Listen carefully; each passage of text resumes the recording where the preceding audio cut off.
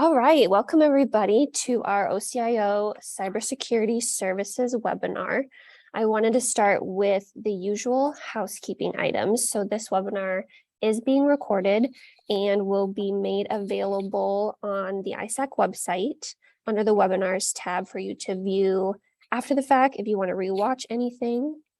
And if you guys have questions, please put those in the Q&A box.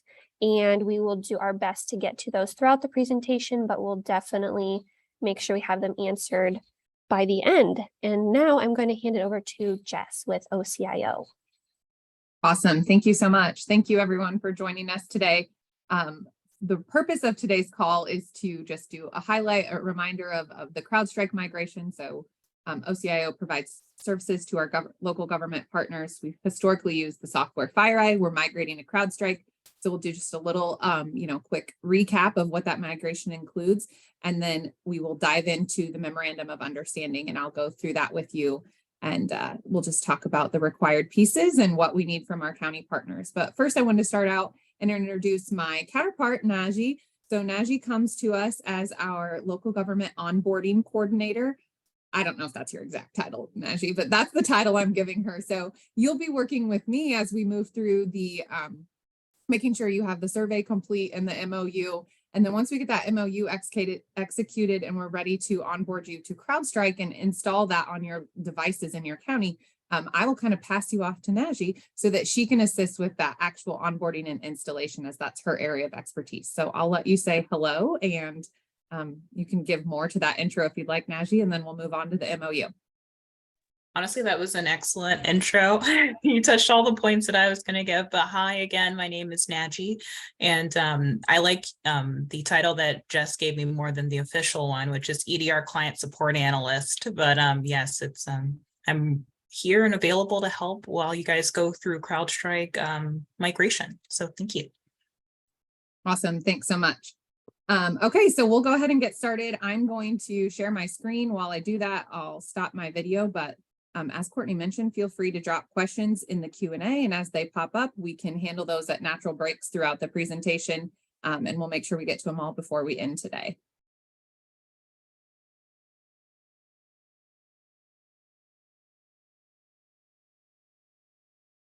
Okay, so here we go. Cybersecurity services for our local government partners, counties. OCIO, just a little reminder, we do have oversight responsibilities for our enterprise, the agencies, which include several things, but security standards and cybersecurity services, IT procurement, planning. And then in Chapter 8B, we do have the ability to also serve our local government, so counties and cities, education institutions here in Iowa, and 501c3 nonprofits across the state. So what is our local government cybersecurity program? So the components we are discussing today and that are included in this memorandum of understanding are Security Operations Center and our Endpoint Detection and Response software. Just as a quick reminder, our Security Operations Center. So the purpose of our Security Operations Center is to provide that threat monitoring and alerting to our local governments 24 hours a day, 7 days a week. So we did, in the last 18 months, we moved from a 2-shift Security Operations Center to a full 24/7 shop. And so we have employees that is their job, our security analysts. They are looking at our security, all of our different tools, and they're monitoring and alerting as necessary. And then the second component covered in this memorandum of understanding is our endpoint detection and response tool. So as I mentioned, historically, we have used FireEye HX software, and we are now migrating to CrowdStrike software. And so the EDR tool, the main purpose of that tool is to detect and prevent a known and unknown range of cyber attacks on computers, servers, and other devices where it's installed. So we are migrating to CrowdStrike, and we have the Falcon series. So I just wanted to go over the 6 components of that Falcon series before we dive into the MOU. The first component of CrowdStrike Falcon is Falcon Prevent. So this is the most basic EDR component of CrowdStrike. So Falcon Prevent is all about monitoring and preventing known malicious processes and malicious commands. And then the second component is Falcon Spotlight. This is an exciting feature because Falcon Spotlight does vulnerability scanning where CrowdStrike is installed on your on those devices it's installed on. So that, that's really important. We have the 3 P's of cybersecurity: people, password, and patching. And when we talk about patching, if you don't know what to patch, patching becomes very difficult. So this vulnerability scanning scans your devices, it identifies where you have those vulnerabilities, and it also prioritizes those vulnerabilities. So you can see the most critical vulnerabilities to the least critical, so that you can attack, or you can patch, those vulnerabilities in the order of most critical to least critical. So that's really going to help you stay up to date on that patching and make sure you're patching the right vulnerabilities, or the most critical vulnerabilities. So that's an exciting feature of Falcon Spotlight. Falcon Discover is inventory and user management. So this is really helpful to IT technicians and making sure your device inventory lists are accurate. So do you have the right devices checking in on CrowdStrike? If you're not seeing some of your devices, you could go out and see if that's an additional place you need to install CrowdStrike, or if you have a rotation of devices happening, you'll see a device on there and it'll fall off after that device is no longer being used. Or you may say, like, I know this device has CrowdStrike, but it's not showing in our inventory. So why hasn't it checked in? Maybe it's a device you only use on occasion, and that might be the reason, but it might be, they haven't checked into your network lately. So it's just really helpful to those IT technicians and making sure the proper devices are logging in and being monitored with CrowdStrike. We have CrowdStrike Falcon Overwatch. So this is managed threat hunting. CrowdStrike professionals are looking for potential breaches, incidences, and they work directly with the Security Operations Center and call us if they see something malicious happening. So it's just a second set of eyes. It's really helpful to our team and just another layer of risk mitigation. And then we have Falcon Device Control. Falcon Device Control is all about safe USB usage. So it's specifically monitoring USB usage and alerting if there's suspicious USB activity. This device control does not mean you cannot use your USBs. You certainly can. It's just, we know that is an easy place for malicious commands or malicious activity to be transferred. And so device control is specifically monitoring that USB to help mitigate as much risk as possible in that way. And then the 6th component of the Falcon series is Falcon X. Falcon X is threat intelligence on actors and indicators. CrowdStrike gathers this data on hacker groups and indicators of compromise. They provide that data to our internal threat hunting team, and our team uses that information. They analyze that information, and then they work with our security engineers, and our security engineers, they can architect our tools to mitigate risk specific to these indicators or compromise. So it's really helpful so that we can be specifically looking for these indicators of compromise and indicators of attack, and we can mitigate as much risk as possible with that additional data that we are receiving. Okay, so that is just a quick recap on CrowdStrike and what we're doing. Next, we're going to talk about the MOU specifically. So the Memorandum of Understanding must be signed in order to participate in this CrowdStrike and Security Operations Center monitoring service. It should be signed by the Board of Supervisors, or if there's a delegation of authority in place from your Board of Supervisors to another county employee, then that would be acceptable as well. And this MOU will supersede all other security service MOUs with OCIO. So if there's something else that's been in place historically, this MOU will supersede those and be the MOU we are using going forward. So I'm going to stop sharing here for a second and pull up the MOU. Do we have any questions yet? This would be a good time to answer any of those. Okay, not hearing any, so we'll just keep moving. Okay, so this is the MOU. The Memorandum of Understanding has been sent out. We distributed that through our ICIT membership with Joel. We will also make sure we get a link to our MOU in the, I think you have a weekly newsletter that's coming out. So I'll work with ISAC to get that sent out in that manner as well. And so we'll just start at the top. We'll walk through this again. I am happy to take questions as we move through the MOU, so you can submit those if you have them. So the Memorandum of Understanding, the first page is really a lot of logistical information, if you will. So the first area you'll see is this MOU number or contract number. that is a number that we assign internally. So you don't need to put anything in that box. OCIO does, our business services department assigns those internally as the memorandum of understandings get executed by our chief information officer. So that is a number we will assign to you. So you don't need to worry about that. And then you can see as we move down, there's information regarding OCIO, our address, our contact. So the local government program manager, that is my title. So that would be the contact. And then we come to the customer name. So here's where we need some information from you. So the customer name, that would be your county. So I'll pick on Joel's old county, I guess, Worth County, right? So that would be what you would put here is Worth County, and then your official address for the county. And then we're asking for an MOU contact. So if you have a centralized IT employee, if you have somebody else inside that is a county employee is what we're looking for here. So somebody who is employed by the county that we can contact. So their name and then their mailing address, phone number and email address. Okay, so that brings us to the MOU effective date. So when does this MOU become effective? It becomes effective on the date of the last signature. So what that date will be is when our CIO signs that. So you're going to sign the MOU and send it back to me at at our government services inbox, which we'll talk about in a minute. And then I pass those on to our chief information officer, Matt Behrens. And when Matt signs that, that will be the effective date of this contract.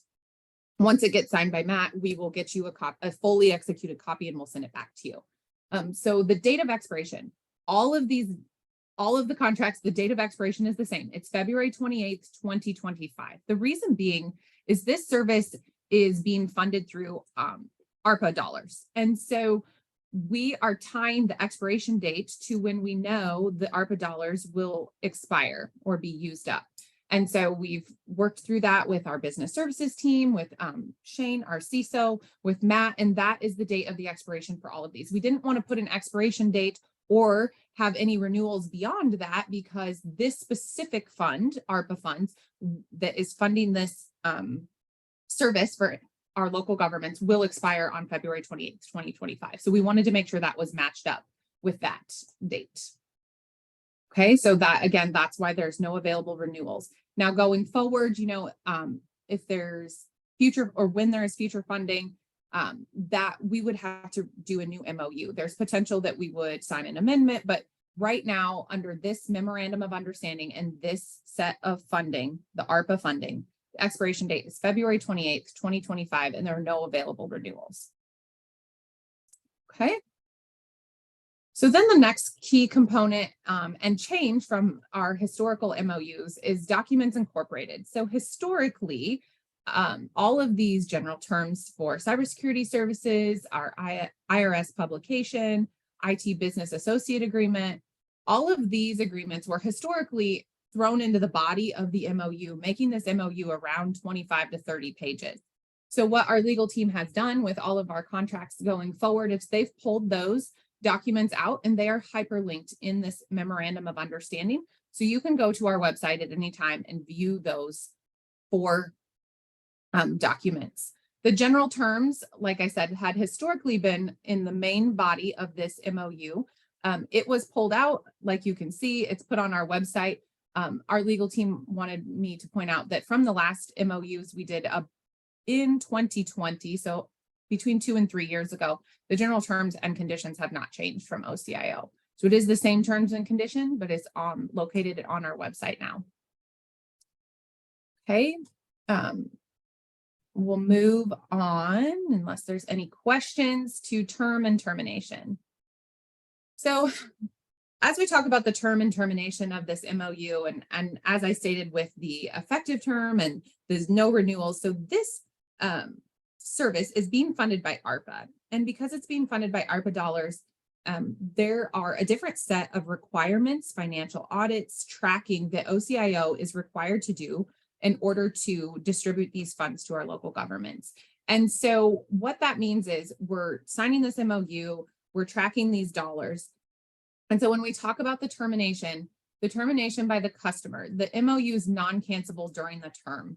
So what that means is because these dollars are a one-time allocation to the state, and then we one-time allocate them to the counties or local governments, in this case, the counties, we can't, if we allocate you 50 licenses, which is a set amount of dollars, we can't reallocate those dollars to a different local government. And that is why it's non-cancelable, because once we allocate you these authorized installations or the licenses for CrowdStrike, that is a set amount of dollars, and that those dollars cannot be re-gifted to a different county, which is why this is non-cancelable during the term for the customer.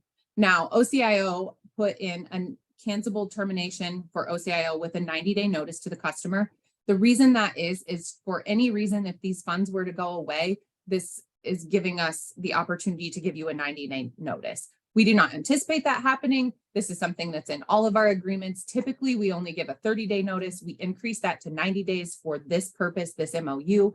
Again, we do not believe that will be the case, but just in case something were to happen with the funding, we have the ability to give you a 90-day notice. So that's the reason for those termination clauses. And then the effective of termination. So once the MOU expires on February 28th, 2025, or if for any reason it were to be terminated, this is saying that the customers have 30 days to uninstall the software. Okay, so moving on, services and pricing, there is no cost associated with these services. Again, it's being funded by federal dollars that we are able to pass on to our local government. So there's no cost to the local government. And then we move on to 7.2 with this authorized utilization, excuse me, and additional installation. So we are going to ask you, you'll see here on Exhibit A, we are going to ask you for a number of installations for your county. And one installation is the same as a device. So for the counties, if you're putting this countywide and that's 200 devices, that's the number we're asking you for. If your device count in your county is 100, it's going to be different from county to county. And there is a way for you to request additional installation. So if for some reason you expand by 10 new employees or you need 10 new devices covered, you can request that through the local government program manager, which again, that's my title, but that's how you would request that. If for some reason you need to reduce your installations, you can also do that by reaching out to the local government program manager. Okay, that brings us to customer signature. So this would be signature from the county. Obviously, we need your signature, name, title, date, and then it will get routed to our Chief Information Officer, Matt Behrens, and he will sign and date that. The date when Matt signs it will become the effective date of the contract. Okay, so that brings us to attachment A, services and pricing.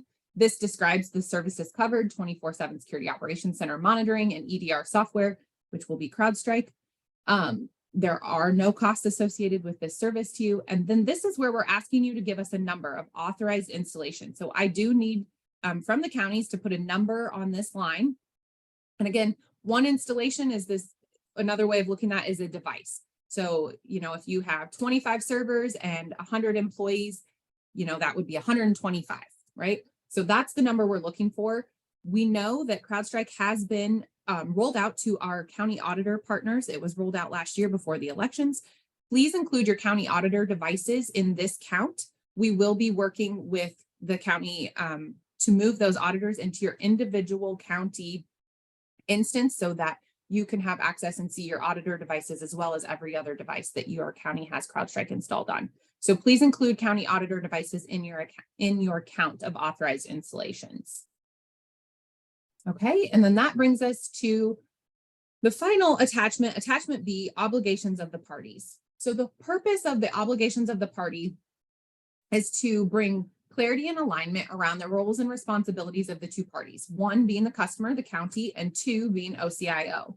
And so there's 7 obligations, and these 7 obligations of both parties mimic each other. They match each other. So the first obligation of a county is to install the software on county auditors' devices. And then the second obligation of the customer is to install the software on other county issued devices up to the authorized installation. So if you said 100, we're expecting you to install it on all of 100 of those devices. And then what matches from OCIO's side is we are to provide you the software so that you can install that software on your devices. So you see how we go through these 7 obligations and they go back and forth. So if the customer is required to do something, OCIO has to also do something that kind of mimics that or matches that, corresponds with that obligation. The third obligation for the customer is to inquire with OCIO Security Operations Center to confirm that each installation with the Security Operations Center can be seen and it is indeed installed. So what this is doing is we're just asking you that once you get CrowdStrike installed, and this is a process that NAGI will help you with directly. So it's not going to be, it kind of sounds obscure, like it's an additional step here in the obligations, but it's not. It will be part of the onboarding that NAGI directly will be working with the counties on this piece. So when you install it, we're just asking you to say, hey, we installed it, and then NAGI will validate that for you or another member of our EDR team. And we just want to validate that so that there's clarity from both parties that you installed it and it indeed installed properly and those devices are reporting, so that we both have clarity and alignment around that. So if you are asking us, was this installed properly? Can you see this? We have the obligation of responding to you. Like I said, that component will be done with NAGI and the EDR team, and it's part of the onboarding process.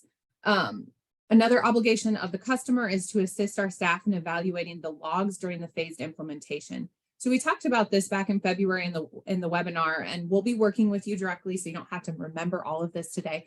But we phase CrowdStrike installation in 3 phases. So phase 1, 2, and 3. And as we work through those 3 phases, we do need some assistance from the county in case there's a false positive to work through those false positives. In the memorandum of understanding, we call those logs, but that's what we're asking you just to work back and forth with us. And the reason we just lay it out here is so that there's just clarity that when we work through those 3 phases, we do need some back and forth. We do need some communication back from the county in order to move through those phases. We'll ask you at the county level to evaluate your installation reports provided periodically by the OCIO. What we will do, this is something we have not done historically with the CrowdStrike software, and where we're going with this, we thought it would be a good idea. And what we wanted to do, you can see down here that OCIO does have to provide you these installation reports at a minimum of once a year. So what this is really just validating that the devices reporting are still accurate. So make sure that you look at that list of devices and say, oh yes, this device, actually, we retired that device, and make sure that we get that taken care of, and that we're just reconciling those lists from both parties, and we're both acknowledging that a minimum of once a year. And we wanted to do that because sometimes in your day-to-day life, thinking about installing CrowdStrike on a new device may not come to your mind first. Or you may forget that, like, hey, we got a new device in the auditor's office, and you may forget to get CrowdStrike put on that. So once a year, we want to go through this list with you and make sure that we have all the devices that should have CrowdStrike. That way we can help mitigate as much risk as possible in that way. The 6th obligation of the customer is to work with OCIO staff in responding to security incidences. We're just laying it out here for clarity's sake that if there's an incident, we're going to need somebody from the county to assist with that from your side and respond to us. And then the 7th obligation is to uninstall the software at the end of the MOU or as otherwise directed. So that is the MOU. Real quick down and dirty there. Are there any questions I can answer? We did have one come in. I think you might have just answered it, but it says, are we still going to need to request the OCIO to uninstall off the client? Yes, is the short answer to that question. So I'm not sure who asked that, but with CrowdStrike, there is an uninstall token that you would have to request from OCIO in order to uninstall. Now, if for some reason you need to do a mass uninstall, like you're decommissioning 10 devices, or I don't know what the reason would be, or if we're having an issue, you can call us and we'll work through that. And there's ways we can work through that. If you need to uninstall an individual device, you will have to reach out to OCIO and request that uninstall token. The reason being is in today's cyber world, we want to make sure that somebody's not uninstalling software that shouldn't be uninstalling software. Make sure that, a hacker doesn't get in for some reason and uninstall that software that protects you. So that is something you will need to reach out for OCIO and request an uninstall token. Good question. Any other questions? That is the only one we had in there right now. Okay. Joel, did you have any brilliant words to add to this? I didn't think I was allowed to speak. Well, I'm giving you permission. Well, thank you, Jess. No, I'm looking forward to this project, and for any counties out there that may need technical assistance with this beyond what Najee and Jess can provide, please know that I'm a resource. So, you know, if you've got some questions from a county's perspective or a technology perspective, you know, please reach out. Or if you're having some issues with those installations, you know, I have worked hand in hand with Najee and Jess on those as well. So just, you know, let me know. Great. Thank you. Okay.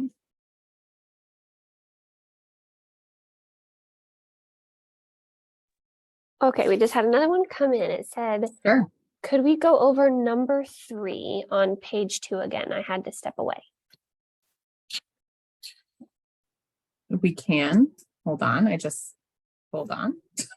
Sorry, I just lost the document. Can't remember where I put it. Give me a second here.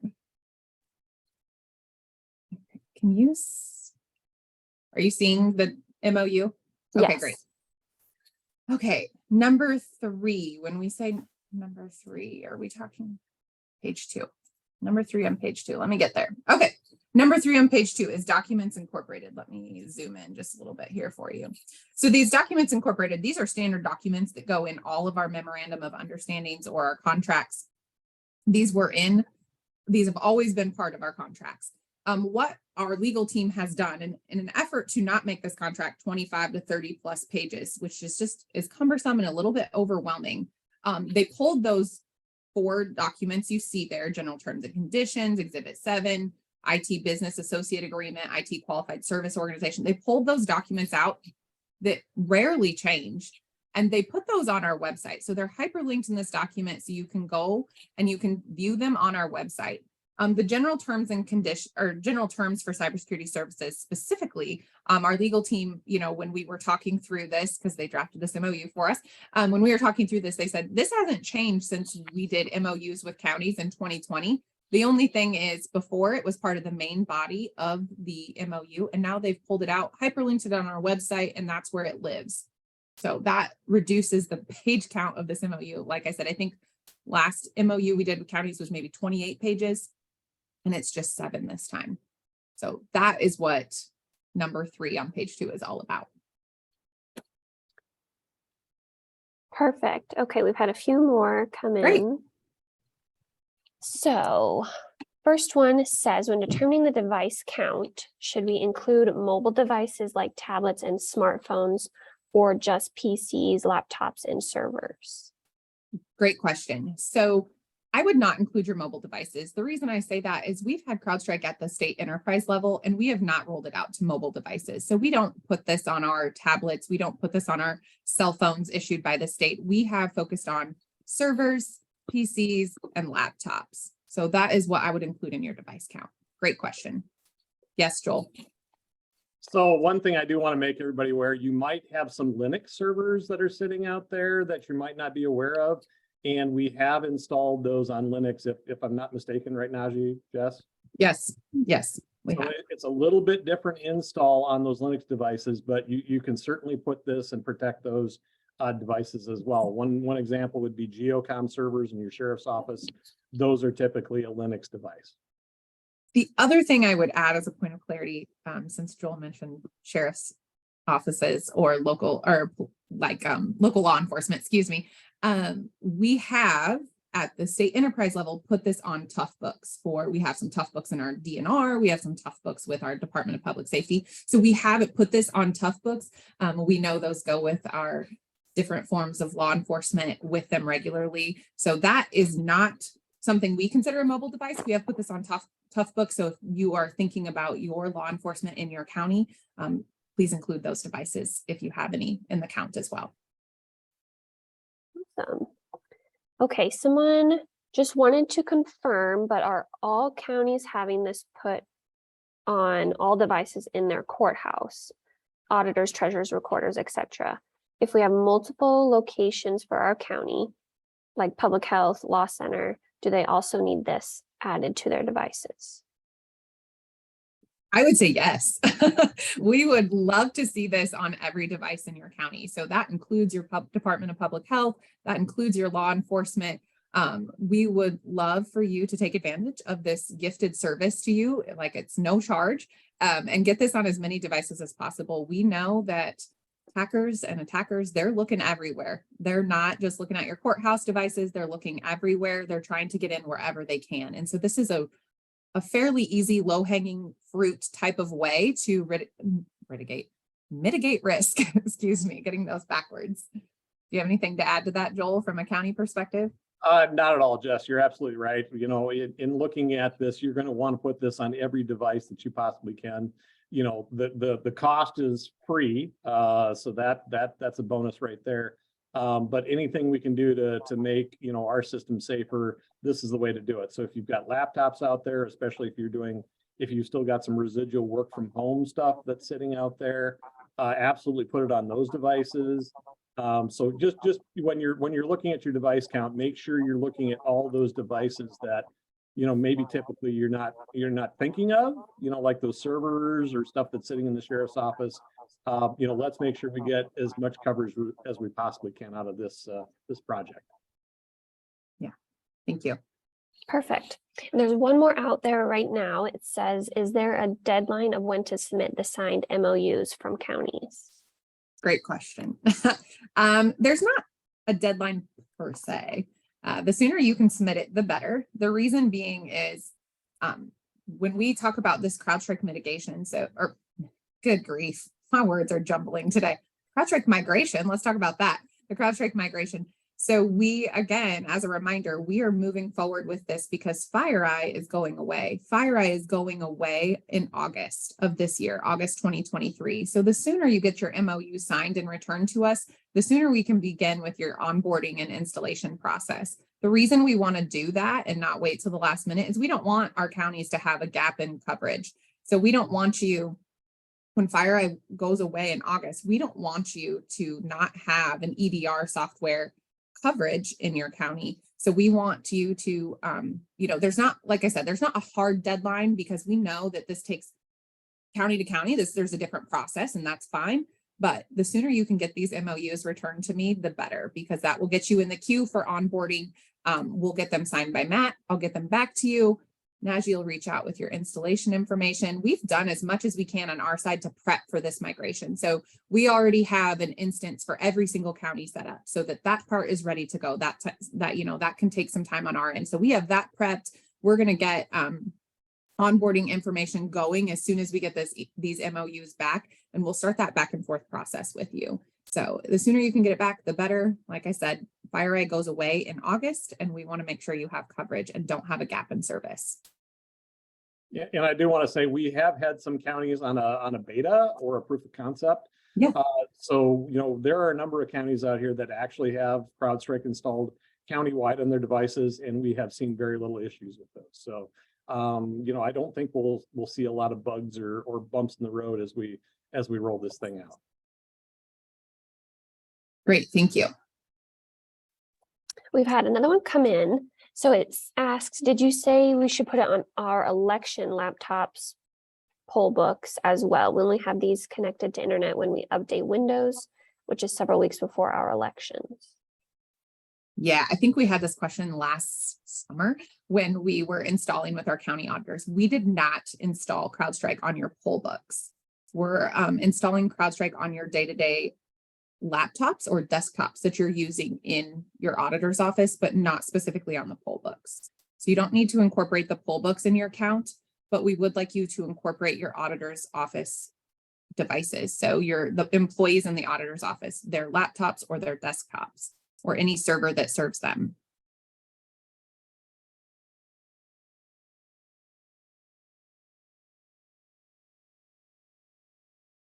Anything Thanks, else? Jess. Nothing else in there right now. Okay. These are all great questions. I'll kind of give you my wrap up spiel in case you have any more that pop in mind, and then you can ask them. So again, just where we're at, we sent out a link back in February to fill out a participation survey. We got that back from most every single county. If you did not fill that out, or if you're not sure what I'm talking about, if you're unsure if your county filled that out, you can reach out to me and I will give you that information. And if you still need to fill that survey out, I'm more than happy to send you that link there. You can still fill that link survey out and still participate in this migration. From there, the MOU has been distributed. I will make sure that it gets included a reminder in the weekly newsletter from ISAC about the MOU, and making sure you get that signed in your county and returned to me. If you have questions, if you didn't see the MOU, if you didn't think you got that email, again, you can reach out to me and I'll get you added to the future distribution list and I'll get you that MOU. And then we are moving forward with the migration deadline of August. Did I say August 1st or 31st? No, it's like August 31st. Excuse me if I didn't make that clear before. August 31st is when FireEye goes away. So we want our counties who are wanting to participate in this program. It's not a mandated program. It is up to you at the county level, but anyone that wants to participate and have this service, we need the migration to happen before August 31st so you don't lose coverage from the OCIO. So there's no gap in service there. So the sooner you can get these MOUs returned to us, the better it is. That will initiate the onboarding and installation process with our team. Okay, any other questions? Yes, we did have one. Great. Is there a separate MOU for election/auditor only support? Nope, there is not. So if for some reason in your county, the auditor's office are the only ones that are choosing to participate, again, that's not what we would recommend, but if that is what your county chooses to do, that is your choice. And we would ask that you sign this for those devices in the auditor's office. So it's one MOU for all county departments. We're not going to have multiple contracts for different departments in the county.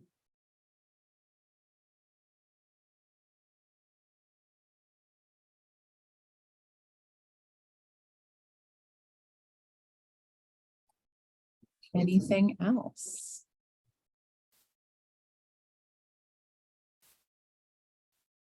Okay. While we wrap up, I'll just throw this up on the screen for you real quick. This is the contact information for me. You have my phone number, my email address. Reach out to me if you need something. As always, if you ever have a security incident or need direct support from our security specialists, you can reach out to them at soc@iowa.gov as well. And that's all I have for us today. Unless there's more questions, Courtney, I'm happy to take them. Not anymore at this time. Okay.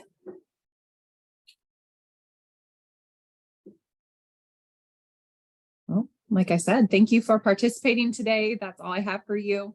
I know Courtney will get this posted on the website. We'll send out a reminder in the weekly newsletter about the MOU. And if you need anything, feel free to reach out to me. Perfect. Thank you so much, Jess. Yep. Thank you.